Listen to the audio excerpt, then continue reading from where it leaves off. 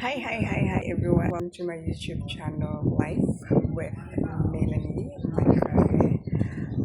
Thank you to those who are subscribed. Thank you to those who watched my previous vlog, my experiences navigating relationships, which was part one. And today I would like to go into part two as I speak further on my experiences navigating relationships. So we are continuing with part two of my experiences navigating relationships. And I ask of you guys to communicate or comment on the comment section and engage with me because I would love for you guys to actually engage with me in the comment section. Once again, disclaimer: this is not to villainize anyone that has interacted with me in the past. It's not to make you feel or look bad.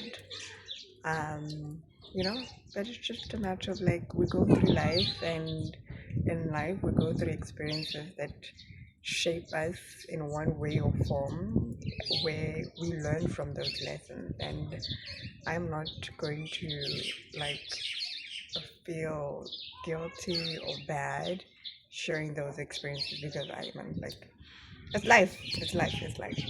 So I need to put an emphasis in regards to person A who was in a relationship with me, relationship A, and he just did not assist in regards to transportation. Sorry. He assisted in building my blog website. Apart from that, what else? It was us mostly going out for lunch dates, dinner dates, movie dates, um, which I eventually resented because it was constantly a repetitive a repetitive thing over and over and over again. And not saying that I was ungrateful, and as I've explained in the previous vlog, part one, that eventually I broke up with him knowing that I wanted more for myself outside of the relationship. I wanted more for myself, you know, even within the dynamic of being in a relationship, to have an identity for myself. And with that being said, I actually grew resentful of the entire relationship. And you would ask yourself, why would I actually grow resentful of the relationship? Why? And I have to be clear and I have to be transparent. And I am not prideful, I am not shy, because I had to do internal work on myself in order to actually forgive the person and people who actually played a role in trying to tear me apart, like tear me apart within relationship A. Why would she talk about relationship A, and why would I feel so comfortable talking about the dynamics around relationship A and why it played a pivotal role, or why these people played a pivotal role in trying to break me down, and why would I describe it as that? I just read a WhatsApp message that just came in. Um, my first breakup with relationship, with person A, was through a text message that I had sent him. And why would I actually send a text to him instead of telling him face to face. How or what triggered me to send that breakup message to him was because I had found out that someone who is related to him had sent him a text or an SMS message to him telling him or encouraging him to go and get tested.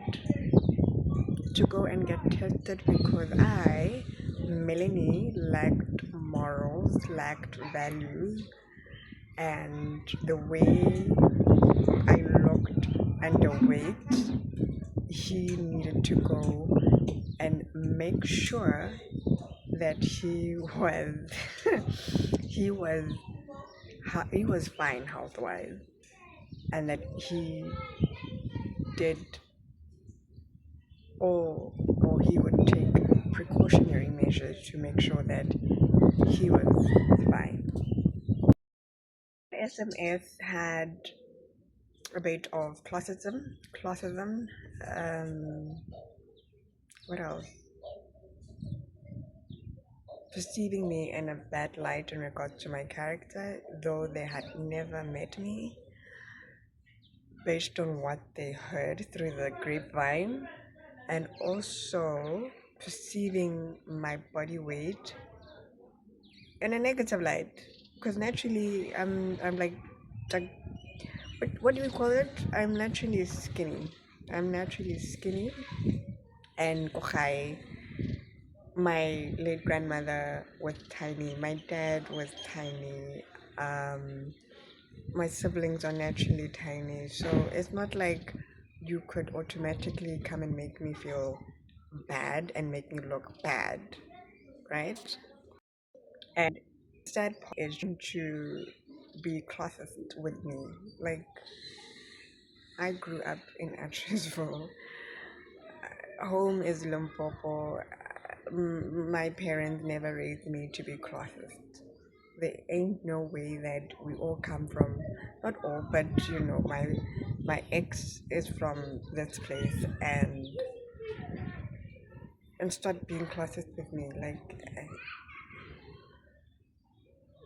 come on, come on. That's just a serious low blow. And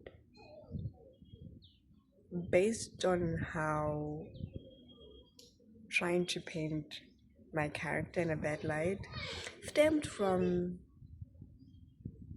person A literally trying to put me in a corner where I felt uncomfortable because I just felt uncomfortable where he lived because he lived with family, and I felt like no, this is not where I actually want to come and see you and visit you because it just my gut feeling just felt like, you know what, I don't want to engage in any form of argument that has nothing to do with my character. And I specifically mentioned that in the very beginning of our relationship, and he told me to relax, only to find that SMS stating the opposite, right? And I literally sent an SMS to person A saying that this is not what I want to get myself into going forward. I do not want to continue with a relationship where I am going to be mistreated, where I'm going to be perceived in a negative light, where I'm going to be perceived in such a way that my weight is being discussed, where I have to constantly somehow prove my worth that I'm worthy to be part of this unit in the near future. And I said, should I be blessed with a child, this is not where I would want my child to be raised in. And after I sent that first text of breaking up with him, he literally begged.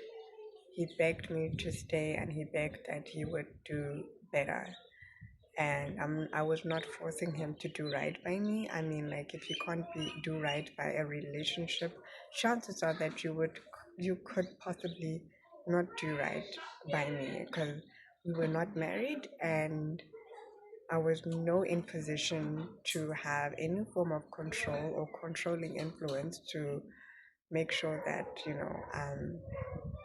I wanted that person to do right by me. But the only thing that I wished that could have been done better was for him to protect me, and obviously it proved to me that he was incapable of protecting me right there and there before I could actually go through the phone and find that text.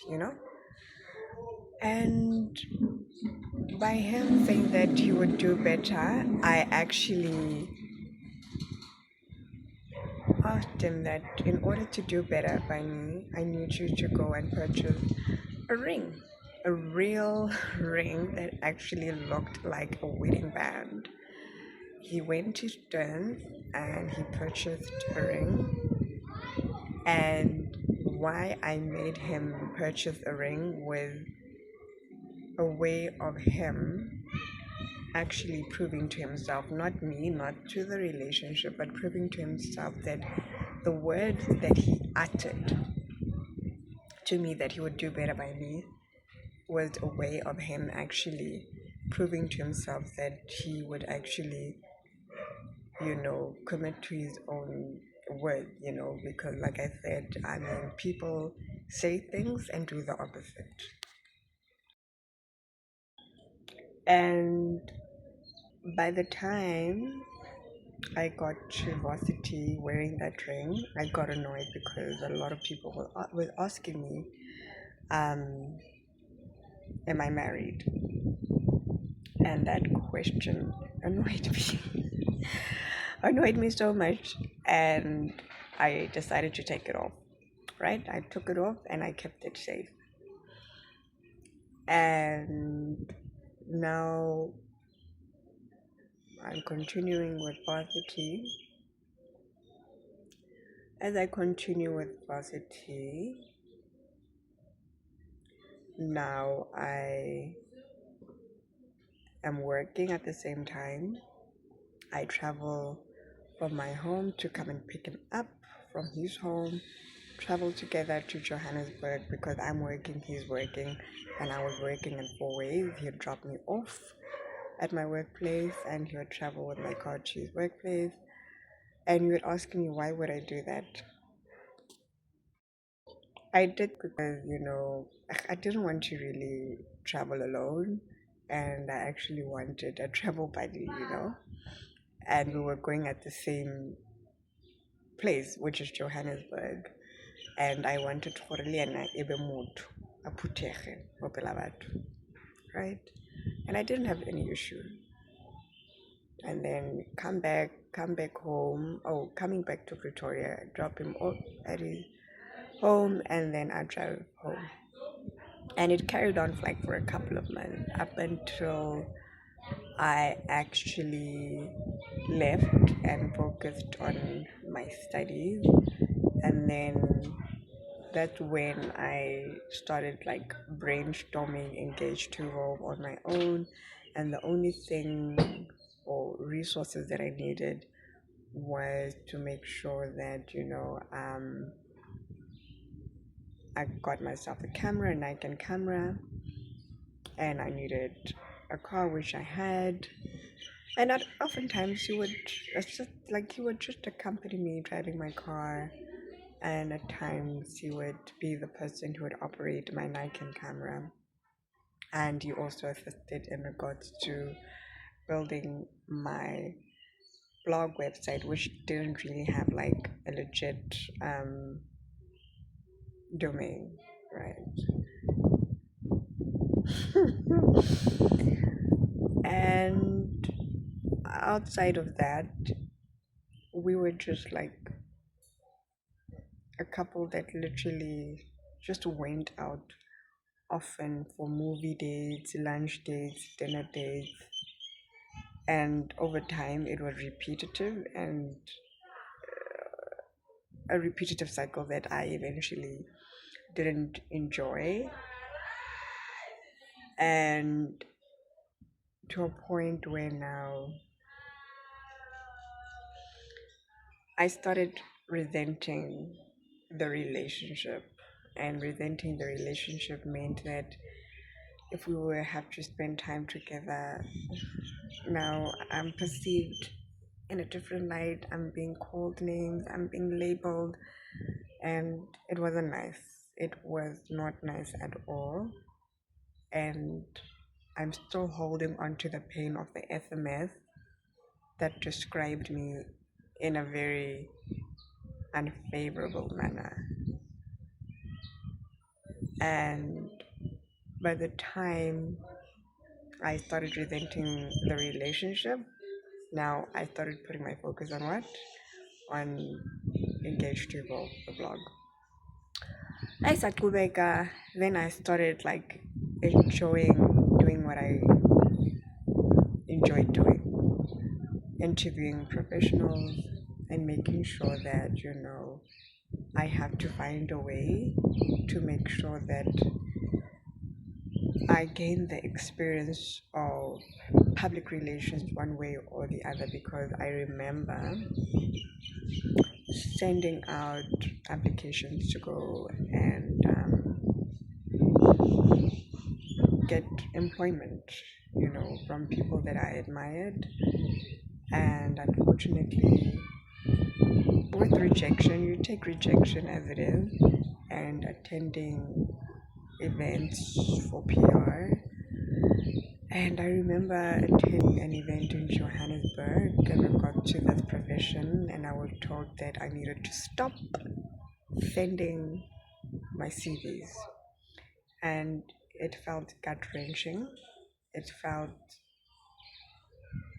belittling to be told that in front of other guests who attended the event, and I was not given a reason why, right? And also, wanted to be mentored. I was declined that offer, and that's okay. And in Sakubeka, I carried on, and life went on. As life went on, did I mention that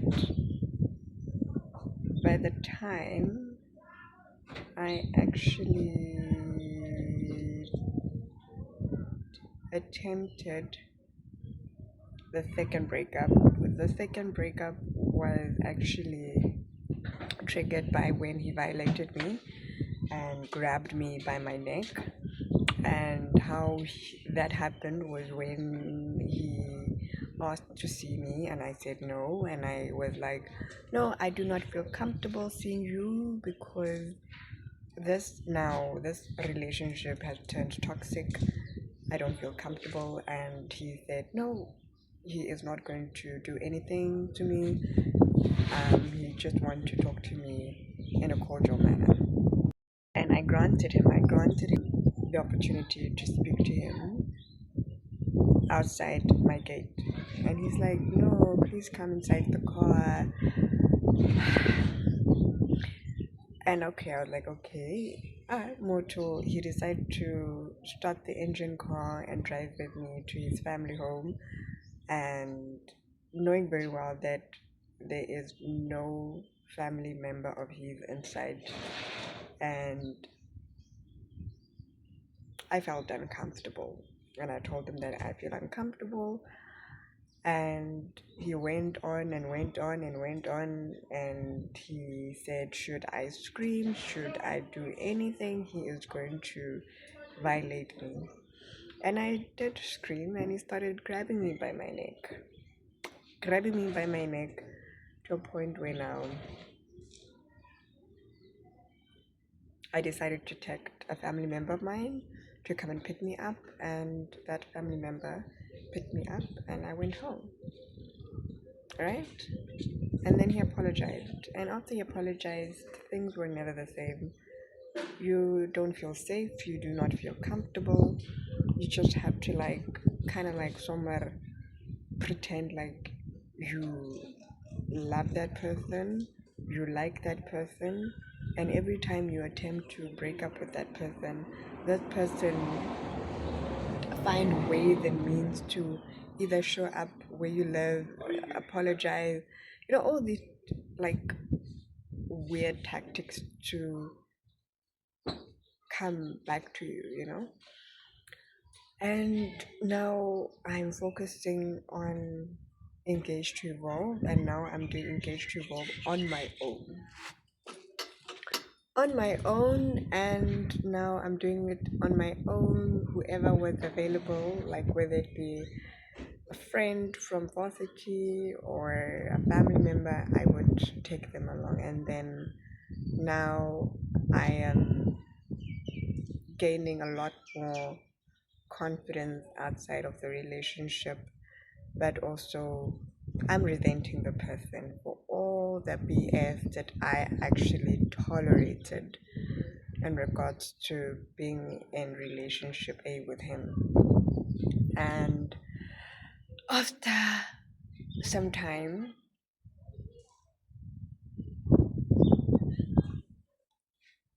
I decided that it's over.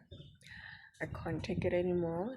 I send him a WhatsApp and I tell him, and I'm like, dude, I cannot continue in relationship A with you. I cannot continue this life thing with you.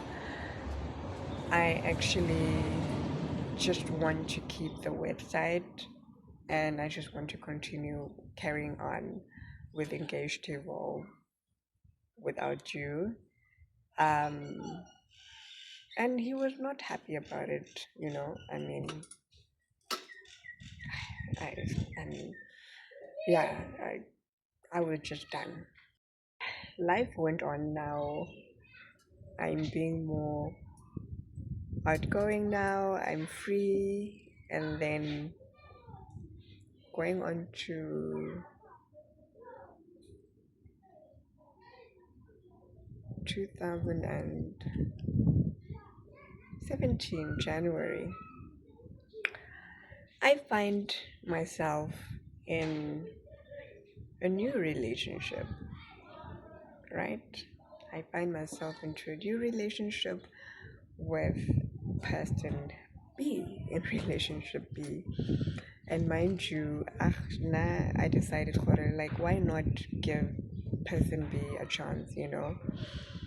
And person B, I remember when we actually met physically, I was working and he came with a friend and he picked me up at my workplace, at my office, and we went out for like a first date during my lunch break.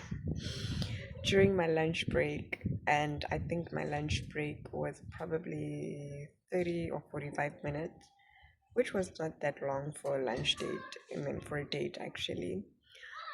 And I was smitten. I was head over heels because, like, it was like it felt like, hey man, things could be rosy. It's a feeling that I haven't had in a very long time, and especially in relationship A, which I didn't have at all for relationship A and for relationship A and person A, because I was not attracted to person A, to be honest. I just did not have that feeling the way I had for person B. So by the time I meet person B, there's a lot going on at work, to information that I am not privy to. I am excluded in meetings. I am excluded with a whole lot of things at work, right? But I still have my blog. It was an agreement, a cordial agreement between person A and myself that I want to carry on with doing what I love, you know.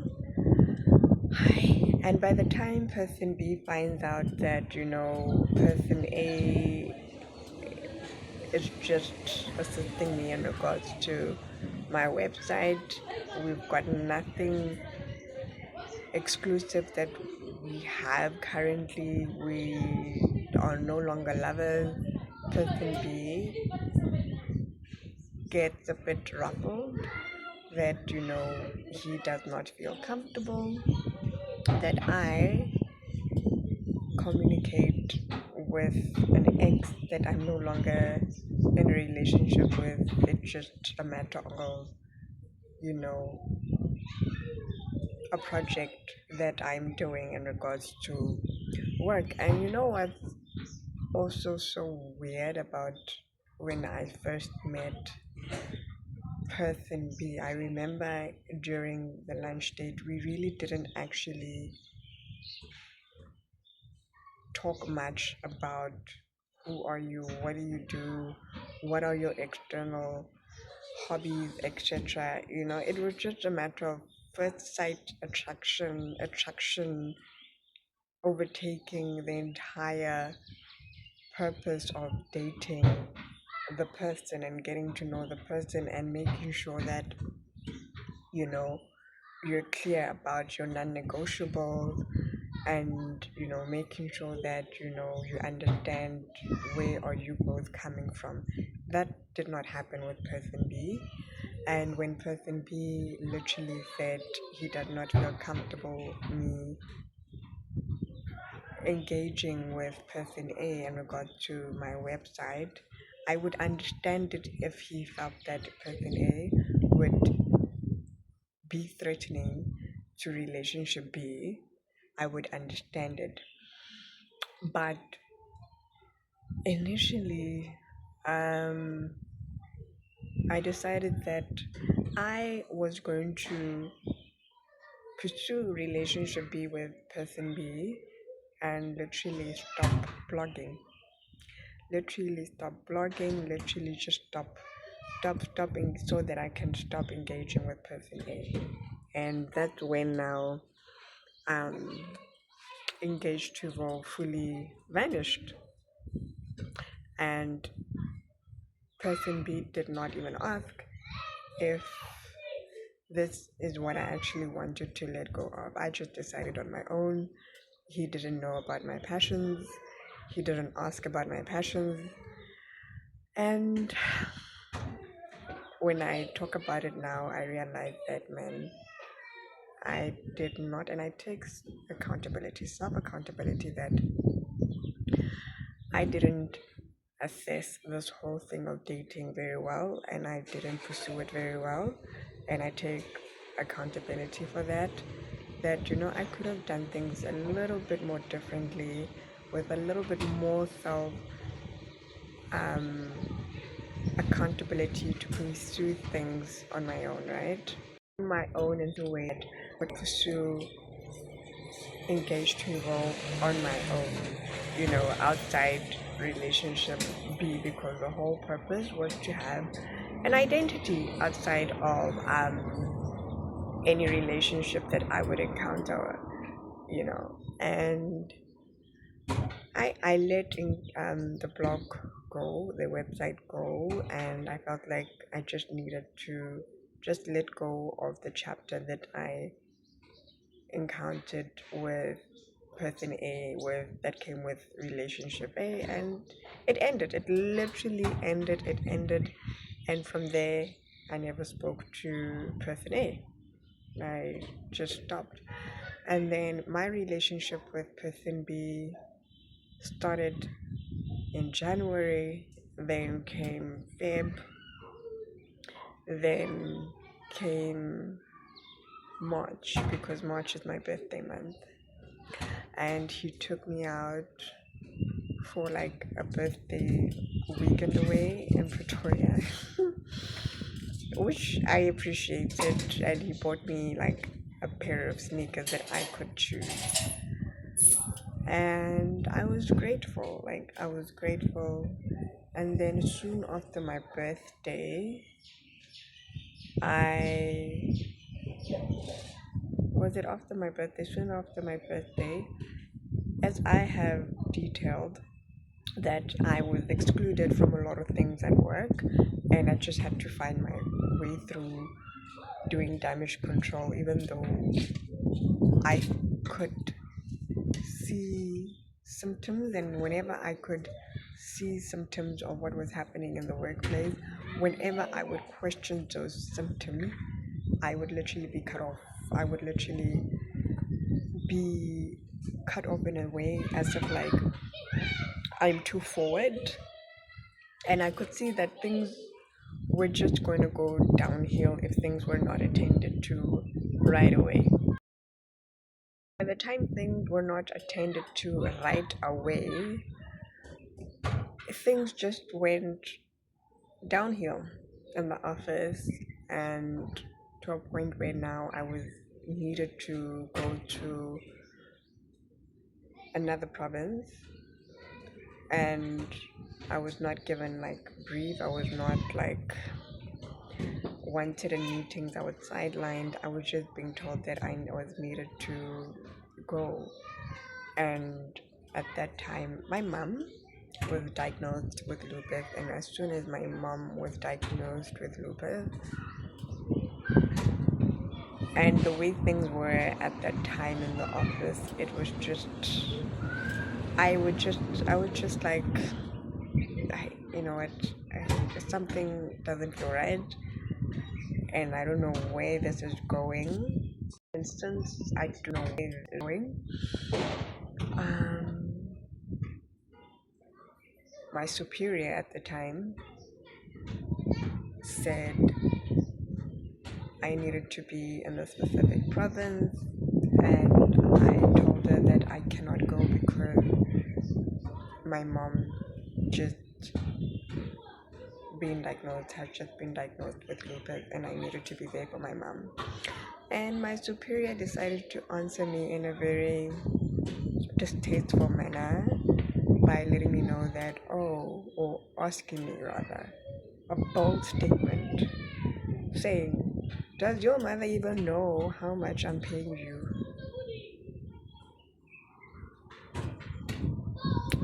The superior said that, and I felt like that was rude. What does it got to do with my mother in regard to my superior paying me?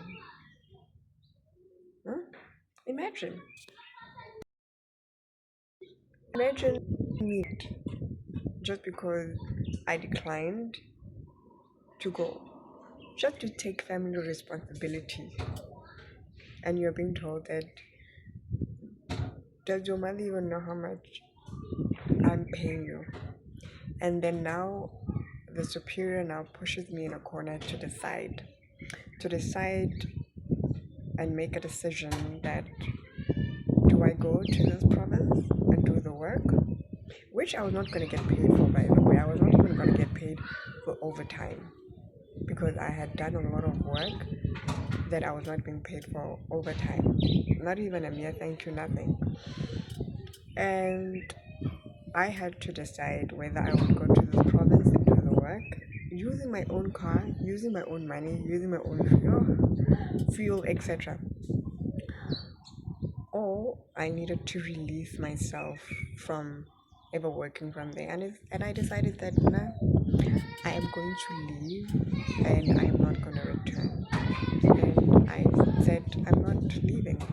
I said, I'm not going to come back, and I'm leaving. And that's where now my journey of employment ended, because I was absolutely carrying weight of being overworked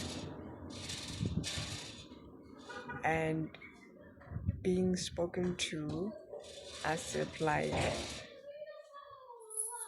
I am some sort of peasant that needed to prove her worth, though I had reluctantly showed up in times of difficulties, in times of challenges, in times of making sure that I'm constantly doing damage control in the office, even though I am constantly sidelined, overlooked, undermined, underappreciated, and I felt like I am not going to lose myself in a workplace where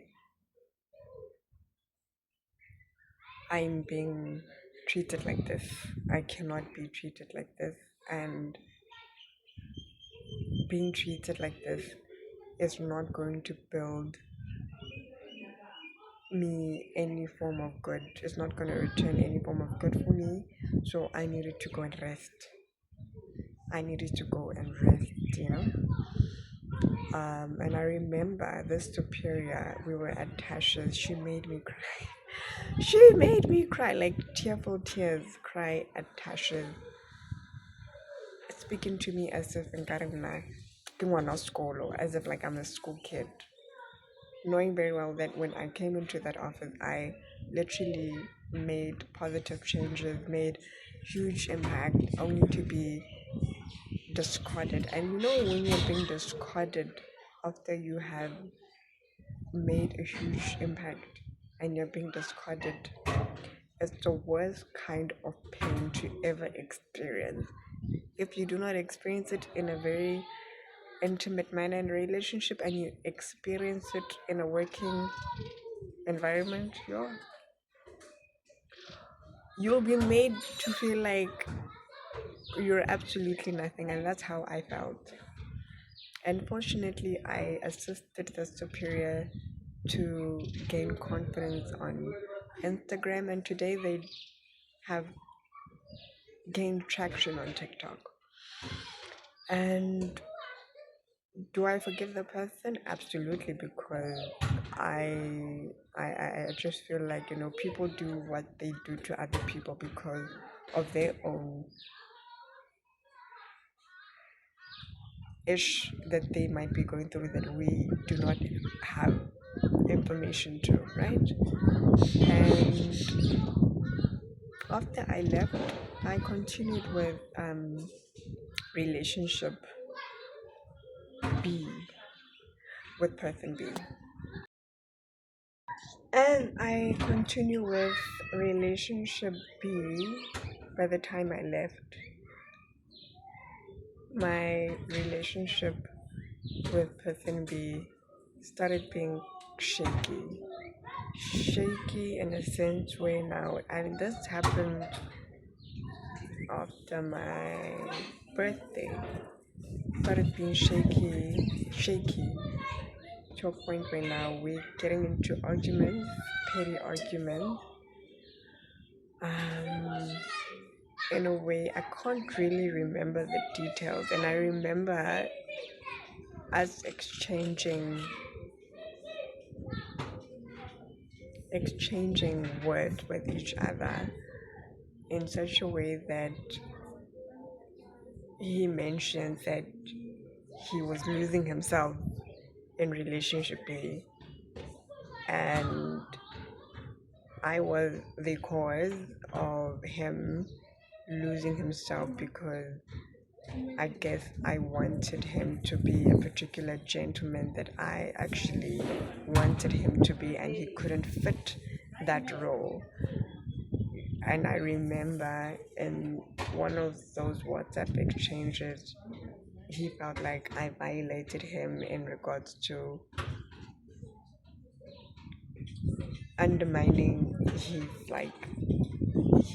ability in being the man that he was, and he exchanged hurtful things and he undermined me with. And it was like stress on top of stress, you know, in terms of relationship, working relationship, and letting go of the work environment, you know, because I had to constantly stand up for myself in that working environment. And now things are being shaky in relationship B, right? And as things are being shaky in relationship B, in regards to him explaining to me that he was losing himself. I had, I think, saved up money. Like, I think it was a lot of money, and with that money, it was me constantly having to drive from my home every week to go and see person B, sorry, person B at his home. And it kind of felt like I'm getting exhausted, I'm getting tired of, you know, having to drive to this person every week whenever he was off from work, because it was like an agreement with each other. And we wouldn't like we would probably spend like a few hours together, and then I had to drive home, and sometimes it meant that we would meet somewhere for if he wanted to take me out for dinner or lunch. And then some, yeah, or dinner for lunch, and then I had to drive him back to his home. And then now it's like probably 7ish, after 7 I have to drive back home, you know. And to a point where now it's becoming too much on me, whenever I would have to visit him, it was constantly having to see him, but seeing him with the expectation that like, dude, already there's too much on my plate. It's family, it's work, now it's you. And at times when I would have to see him, he would send a WhatsApp asking me, "Are you coming? And if you are coming, let me know so that I can make other plans." As if like he's doing me a favor to see me and making time to have a slot to see me, and that felt a bit disrespectful, you know. And for the mere fact that I have to make sure that before I leave home is clean, and then I have to drive like probably 45 minutes. 45 minutes, probably 45 minutes to get to his place. And I remember when I had to drive early in the morning, I remember stopping at Wimpy. And obviously at Wimpy you get bacon, and I ordered like a breakfast meal that had bacon because I was craving bacon at that time. The way I was so thrashed and boggled by how he responded to my breakfast meal, that, how dare you eat pork? Yo,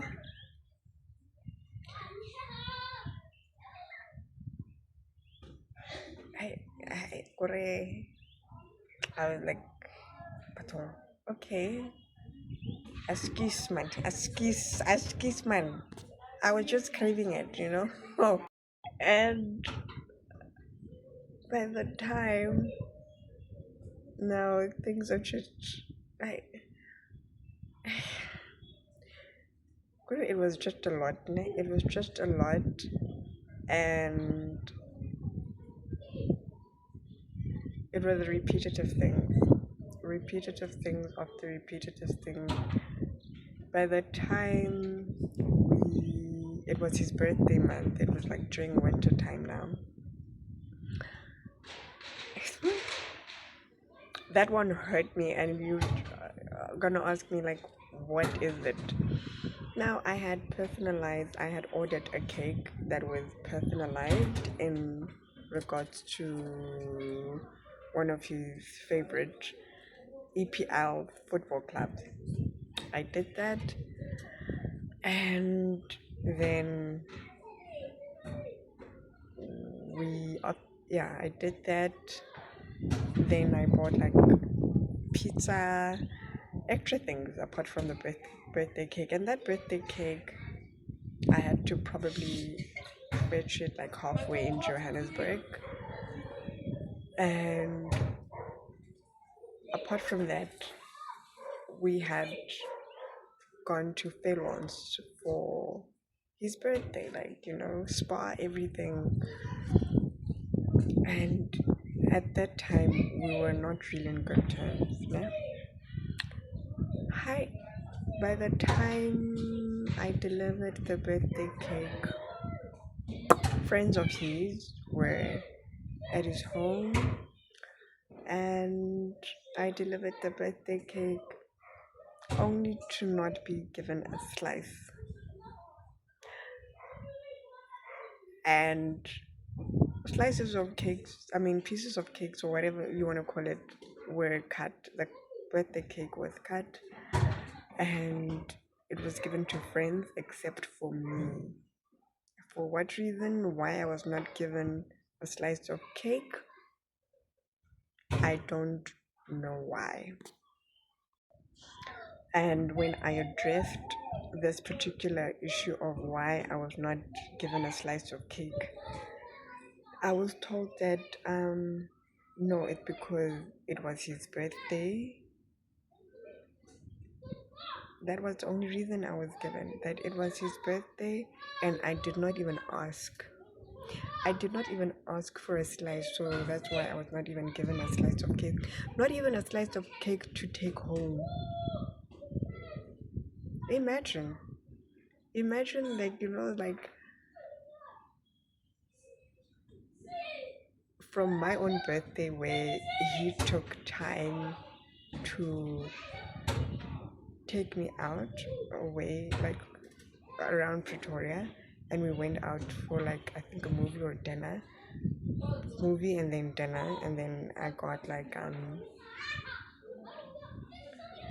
a pair of sneakers. Yeah?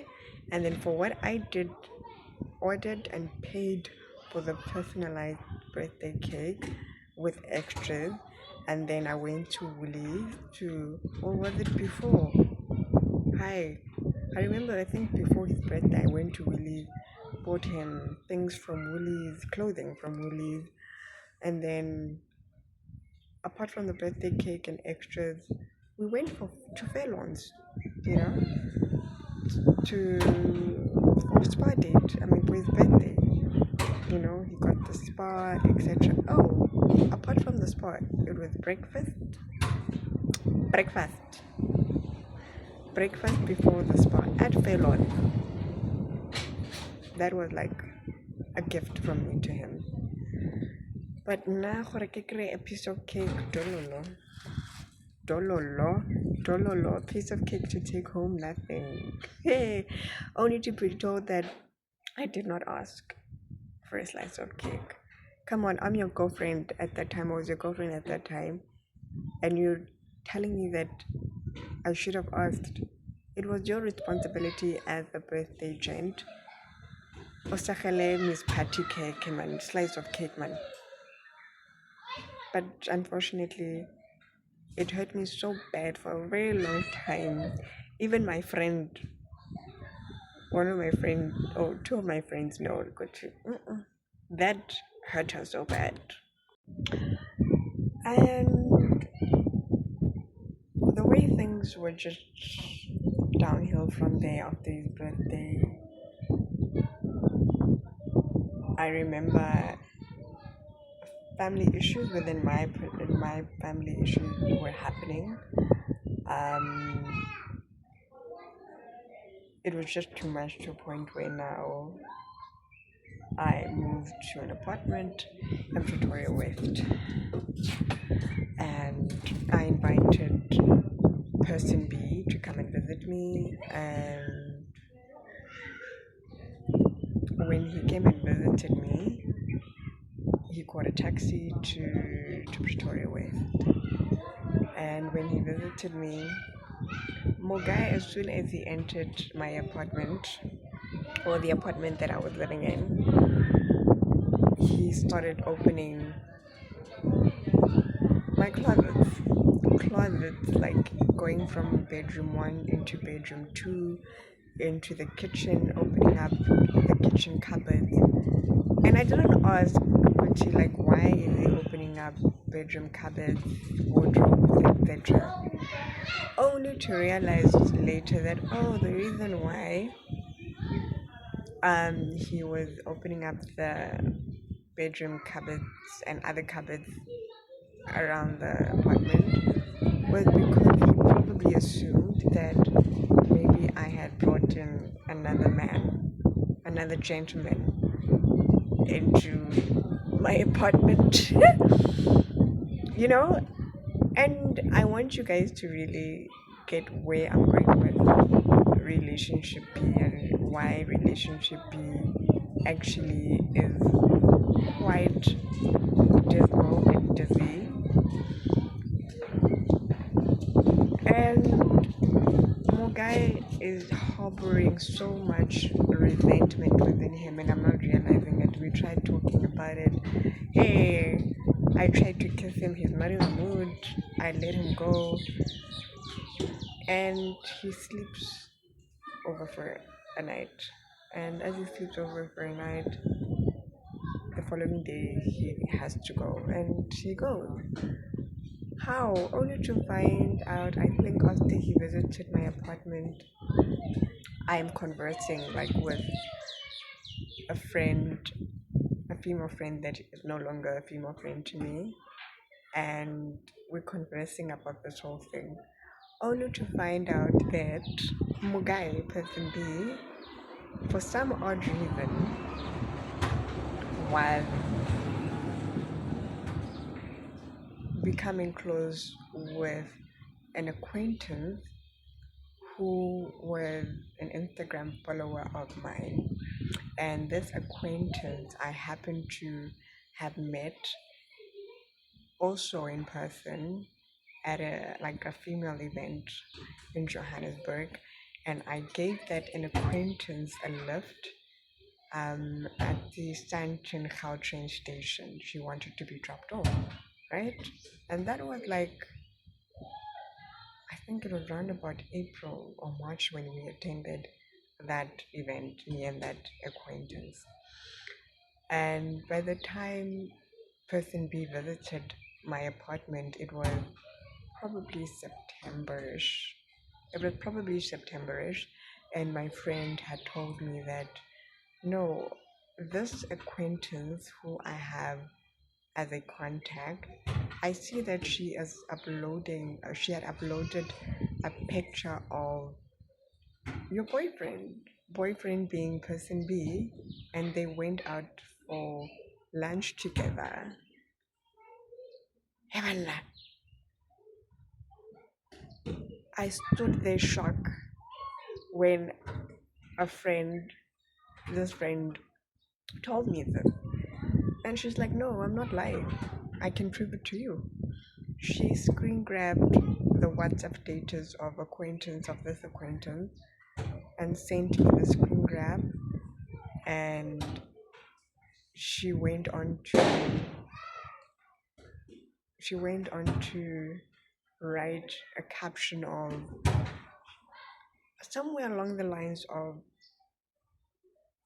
she is so happy the way he makes her feel or something like that. And I couldn't believe my eyes. I was so gobsmacked. And now it's like, yo, I wonder how long this situationship between these two has been going on for. Whether it's a situationship, whether it was a hookup, whatever it is, it looked pretty much confirming that these two were very close to each other. And I remember after receiving that screen grab from this friend, and thank you to the friend, hey, I thank her, because by now I would have been so clueless about this acquaintance closeness with person B. I would have been damn fooled, because both of them were following me on Instagram, and for some reason they were following each other on Instagram, and I didn't think much of that. Hi. And by the time I decided to break up with person B, I had to go through the transparency and being honest with myself and say, But then, Mugai, I had let go of engaged Chovo because you became honest that, you do not want me to be having any form of communication, professional communication with person A over this blog. Strictly business, strictly business. That was it. And I sacrificed this passion of mine because you felt like you are not going to be in a relationship with me because of that. Granted, right?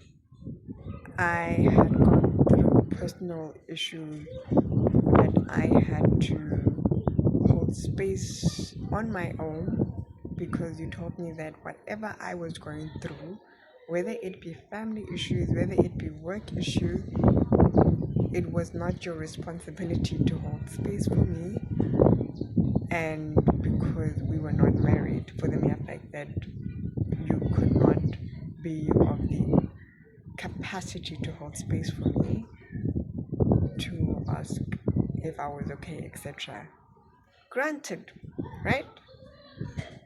By the time it was his birthday, I never got a slice of cake because I never asked for a slice of cake, and that it was his birthday, so he could do whatever he wanted. Friends came first. Granted, right? Invited over to my apartment, opening up cupboards, etc., etc. I did not even ask, why are you opening up other people's cupboards? Like, you were looking for evidence that I was cheating, that I was bringing in other people or other men in the apartment. I didn't ask. Granted, right? Then I get a screen grab of you being close to an acquaintance that I was so friendly towards to at an event before months before, not knowing that you two grew some sort of, I don't know what, situationship, whatever friendship you want to call it. And because I did not confront you about it, and I decided that now this relationship between you and I needs to end, and when I ended the relationship, I sent a breakup message via WhatsApp, right? And when I sent this breakup message, he asked me, why did I have to do it over the phone? And when I did it over the phone, I knew it was a matter of trying to now make me look inconsiderate inconsiderate of granting him the opportunity to talk about it face to face with me, because now it's a matter of like, yeah, Melanie, opela ongala wangala, you are like this, Melanie is like this, like whenever I have to stand up for myself or draw boundaries, it's either I walk away easily, or I'm perceived in a manner that I am emotional, perceived in a manner that I'm like this, I'm like that. And meanwhile, it's me not tolerating BS. And because I did not immediately tell him the main thing that actually made me like end the relationship, I had to draw up a scenario that I was done. I'm done of being mistreated, I'm done of being gaslighted, and being gaslighted to a point where now you're painting me as someone who's out of character, and I'm not like that. And when I broke up with him, now I'm starting to experience like health issues for some odd reason. Health issues in such a way where now I'm a lot bigger in weight. I've gained weight now. And when you've gained weight and you can't really like or like your weight is so big or so much, it's like you've gained so much weight to a point where now you're struggling to walk. Like you have to make sure that you breathe properly, you know. And now whenever I'm going through my monthly cycles are extremely heavy, and now it's just becoming off. It's becoming weird. I'm overstressed. My cortisol is way off. My hormones are out of whack, and I decide like I can't anymore. And from there, now that's where my entrepreneurial journey started. And when my entrepreneurial journey started, I then started applying for an entrepreneurial program, which I thought that I would never like be accepted for. And I get accepted for it. And I remember at that time the way I was so gaslighted from relationship A, and the way I was so gaslighted from the workplace. I lost confidence, I lost self esteem, and I kept questioning myself, am I worthy to be in this program? And at that time, I was 26. I was 26, and I was like one of the, I was like one of two from Southern Africa to be selected in the program, because they selected women from across Africa to be part of this program, which was sponsored by the African Development Bank. And I never thought that I would be part of this, because being in a workplace where you being gaslighted by a female who's just like probably just a few years older than you, within the same age group as you, to have put you through so much, so like through so much trauma, that it was so triggering that I developed, what do you call this thing of just being afraid to be seen, being afraid to be visible. It literally made me be that way over the years, and being triggered by this relationship B, right? Because it happened all in the same year. And after I went through that program, I got invited to go to Rwanda, and I just decided that I'm just gonna work. And after letting go of Engage to Evolve, I started another campaign called Talk With, or inspired by what I'd been through in the workplace. And that stemmed from not dealing with relationship B, not dealing with what had happened in the workplace, because everything was just triggering, and that was from the age of 26, and then from the age of 27, 28, was it 28?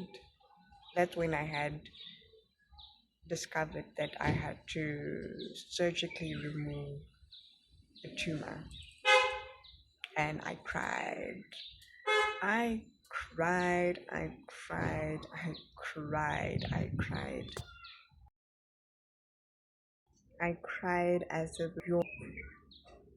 I actually had to tolerate what I had to tolerate,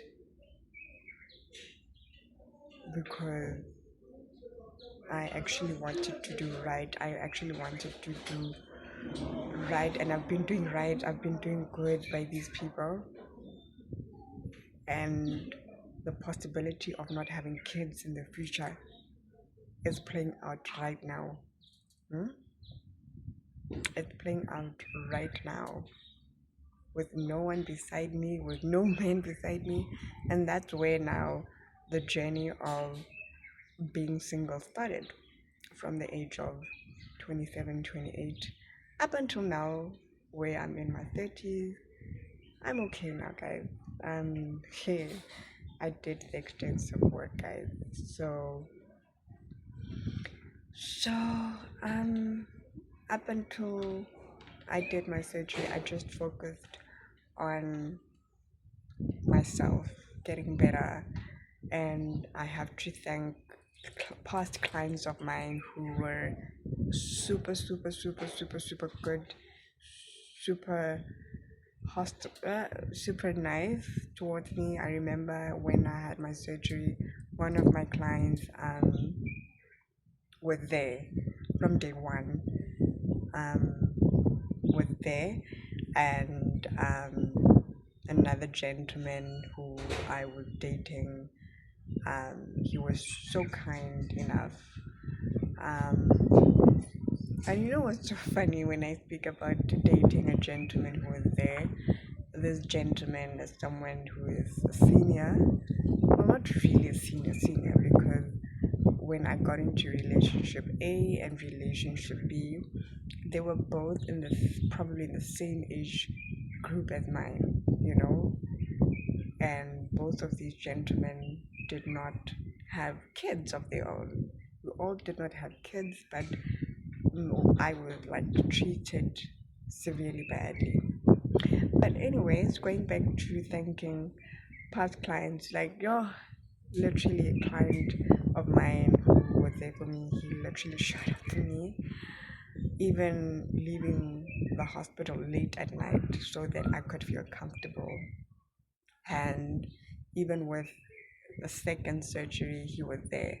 And to the gentleman that I was seeing at the time, who is like senior to me, thank you, thank you, thank you, thank you. And from there, I decided, I'm not going to put myself through a relationship because of people who I did not date properly, and they did not date properly with me, right? So it carried on for a number of years, and I started becoming better, and that's when I started doing yoga and etc. etc. And things just went super good and super well, and I started healing, and healing up until now. By the time I got into surgery, so when I returned from theater from my first surgery, person A from relationship A decided to call me and ask if I was okay. Barely an hour after surgery, I had received a number of like missed calls from person A, and when I returned the phone call, I really didn't. I kind of like recognized the number because I had removed person A's number from my cell phone. So when I returned the call, only to pick up from, hi, kita ngono kay, ang hupula, kin namang, kin namang, kaya busisa, kaya busisa, kaya busisa batong, itlam, kin namang, interrupted by someone that I know from the hood. So when I returned the phone call, I recognized from his voice that it's person A. Person A asked me, "Are you okay? What happened?" And I'm like, "What do you mean? What happened? Why are you asking me? Why are you asking me if I'm okay?" And he asked me, "Kochi, I saw from your former mentors WhatsApp that you are having a surgery." Yo, was I not angry? Was I not angry? First thing first, my response to him was like, why do you still have my mentor's number? Because my mentor was not your mentor. And my mentor and her partner are not your friends. Even after we have long broken up, why do you still have their number? though you met them through me, and yes, we used to have like dinners with them, but it doesn't guarantee you any opportunity to be in touch with them, right? Long after you and I had broken up, and he went to apologize to me, telling me that, it's his fault, that the reason why I was in hospital. Yeah, I said, please do not talk to me again. I do not want to talk to you again. I just don't want anything to do with you. And that's when the last time I spoke to him, that was in 2021. Hi, come 2022. Come 2022, I get Insta- I get Instagram posts or likes, and oh, no, I don't actually. I see person B appearing on my Instagram stories like frequently, right? And I couldn't understand why, because as soon as I broke up with him, I unfollowed him on Instagram. And I remember when I broke up with him, he complained saying, "Why did I unfollow him? There's no reason to be petty. We could still be friends." And I made it clear that, nah, I'm not going to be friends with you, and I cannot see myself continuing a friendship with you if you could betray my trust in trusting what you have with an acquaintance. Like, God, it doesn't work that way. And Lord knows what you guys did or what you were doing prior to her uploading the picture. Like, Lord knows what you were doing over the months. So 2022, he's busy appearing on my Instagram stories, and then I decided to like just say, "Hey, what's up? What's going on?" And he was like, "No, I'm being distant, etc." And then I think now he started wishing me happy birthday every year via Instagram. I remember one year I thanked him, the other year I didn't. And by the time he kept on appearing on my Instagram stories, we're not we're still not following each other, but it felt a bit intense and very weird, right? Not saying that I had an issue, but it just felt very different this time. And little did I know what was happening, right? And then I decided to do an Instagram video call. And he was like, "No, you should come and visit me at my place. I would actually send you money for petrol, etc., or I can Uber you to my place." And I felt like that was strange, Kutiman. Like, why? Why would you want to make me want to be at your place? Don't you have a person? Hmm? And I don't know if it was him saying it in a joking manner or it was just him playing. I couldn't figure out. But I didn't take it to heart. Kantomoto was being serious. He was being serious and he was being persistent about it. And I remember I was in Joburg and I told him that I would be in Joburg. And when I told him that I would be in Joburg, he did not answer like my Instagram messages so that we could talk. And I told him that the only way I could actually talk to him was in a public setting. There's no way I'm gonna enter his new home or his apartment. I'm not doing that. And I guess from that, when I mentioned that I'm not meeting him at his apartment, and I would rather meet him in a public space, I think that threw him off, right? How? But Guy does not mention that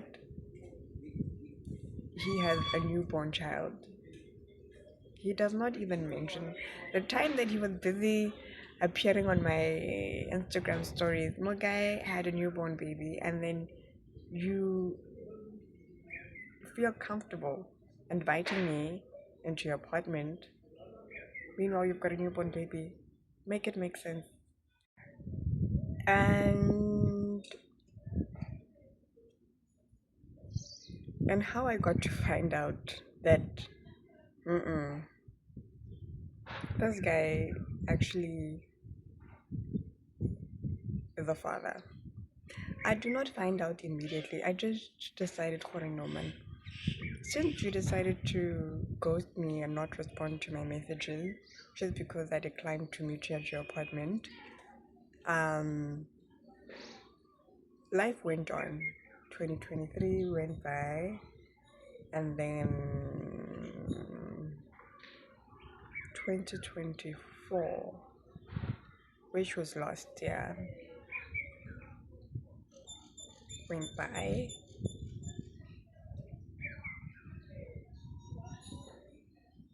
And then come 2025, I think I had sent him a message, Koti, Kanto, why didn't you wish me a happy birthday the previous year? And he's like, no, it's because when Melanie, you did not wish me a happy birthday. So it's the same behavioral pattern that you did in the same year that we broke up. Same tactic. And I was like, okay, weird. Then I moved on, and I remember at some point, I think I video called him via Instagram, and we're still not following each other, by the way. He dropped a bombshell that, he tells me yesterday, it was a question, you don't know that I have a son? As if like I go through his profile, Googling him or Googling his life. Like, I don't do that. And then I don't know if it was a matter of him wanting a reaction that would probably make my heart sink, or need to be broken for some sort. But the way he said it, it was like I was expected to know. I was expected to snoop around. I was expected to just snoop about his personal life. Very weird, dude. Very weird. And then I was like, "Are you lying? You're lying. You're lying." And then he sent me like taking viewings of the baby. And then it daunted me, because, oh, shucks. So the reason why when I wanted me to meet you in 2022 at your apartment was to try and triangulate me and probably the mother of your child, and then play Cartoon Network with the both of us, who knows, and then later gaslight me or later gaslight the mother of your child, and make either one of us to look stupid, to look foolish, to look naive, because of the way you decide to go about things and go about how you approach a woman that you pretend to like, pretend to love, pretend that you used to love them. But meanwhile, it's you satisfying an ego or an emotion that is just going to serve you and serve you only, my guy. And I have to be honest with you, because I know you're watching this, and it's not a matter of making you look stupid or making you look or feel like you're the villain.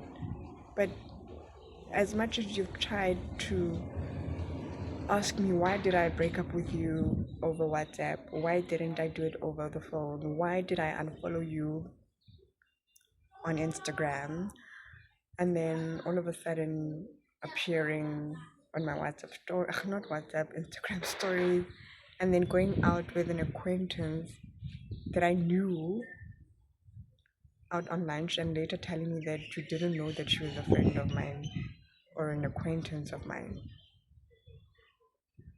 And then later, years later, asking me to meet you at your apartment. And then asking me if I know that you're a father. Diamond, like, do you see the weirdness of creating an unhealthy habit of toxicity between yourself and the woman that you claim that you love or like? But it's just only serving you. It's only serving what you want to achieve for yourself. And congrats, and because the way it felt so uncomfortable, I went as far having to reach out to the younger sibling and asking the younger sibling, but why is your older sibling doing this? Why is he keeping in touch with me? And then trying to do all these things at the same time. Could God knows that you are probably in a relationship with the mother of your child, and you should respectfully so pursue it with love and with grace and without me, and stop putting me in positions that has nothing to do with me. But after I found out, life goes on, and I'm at a better place. And this is where the end of part 2 ends. So thank you for watching, guys, and please engage in the comment section. I wish you a very beautiful year end, New Year's Eve, with so much love, with so much warmth, and for all your desires and wishes to come true in 2026. Love you so much.